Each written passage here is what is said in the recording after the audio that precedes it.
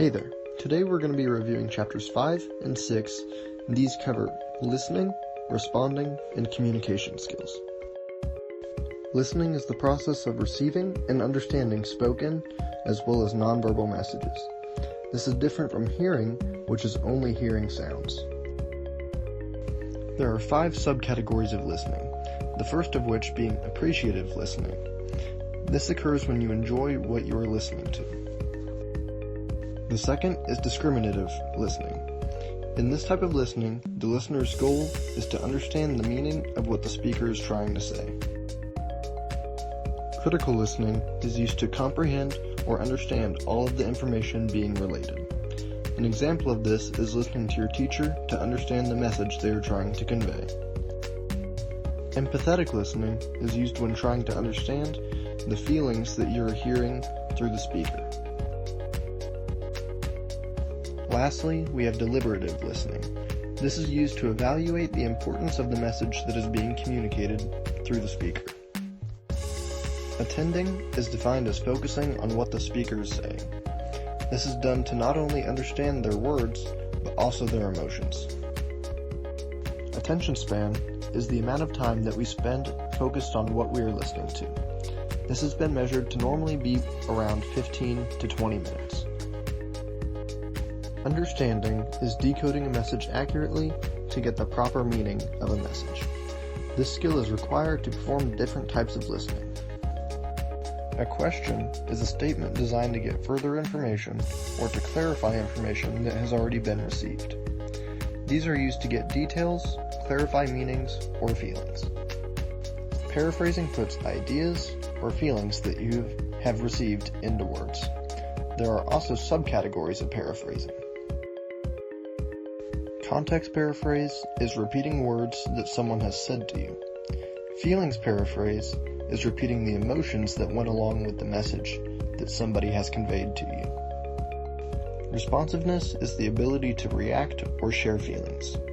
It's this that demands the listener to have an emotional response similar to the speaker's. Perspective is your viewpoint or way of thinking. This means to imagine yourself as the speaker and feel what they are going through. Sympathy means to get in touch with your own real feelings, such as concern or compassion, and to express them to the speaker as needed. Remembering is the act of being able to retain information and recall it when needed.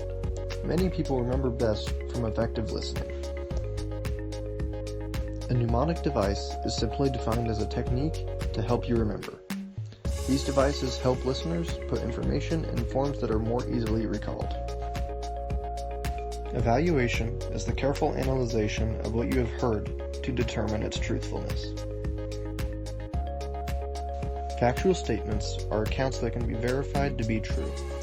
This is used in evaluation to separate statements of fact from statements based on an inference. Inferences are intelligent guesses which may be based on facts or observations which can be proven. These are based on feelings that lead to a conclusion. A supportive message is a statement that helps create a conversational environment that encourages a person to communicate. These are focused to provide emotional support. Now moving on to chapter 6, we are going to cover communicating in personal relationships. An acquaintance is a person that we know by name and talk with if the opportunity arises. For example, you may speak with a coworker but only about work-related things and not have any connection outside of your workplace. Impersonal communication is a conversation that involves very few, if any, personal issues. Examples may be talking about the weather or a game with a grocery clerk or a bank teller. Friends are people that we have a personal relationship with. This friendship normally develops from being acquaintances at some point.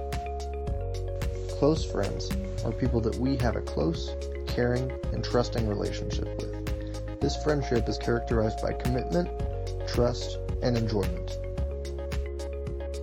Trust is when you place your confidence in somebody else in a way that is almost taking a risk. This is shown by having positive expectations of that other person. Relationships are normally thought of as having one.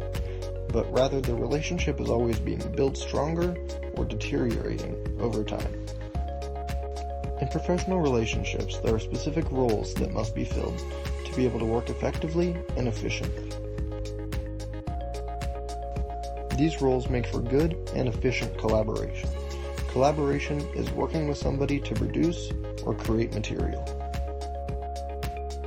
Computer-mediated communication, or CMC, is the process of sharing a message with one or more users using computer technology. Synchronous is communication that happens in the same moment. This may be talking to someone in the same room as you, or speaking to somebody on the phone. Asynchronous is communication that is separated by time.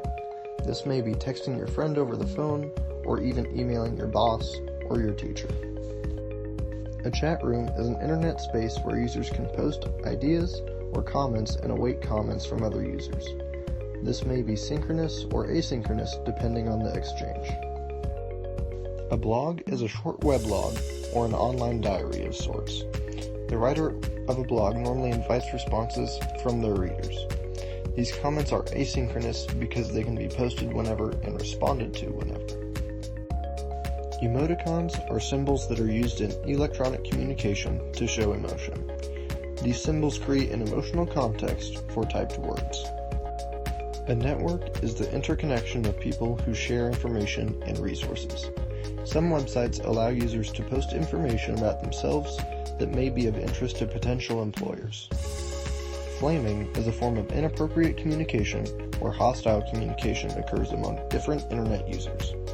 This is often an extension of a public debate of sorts.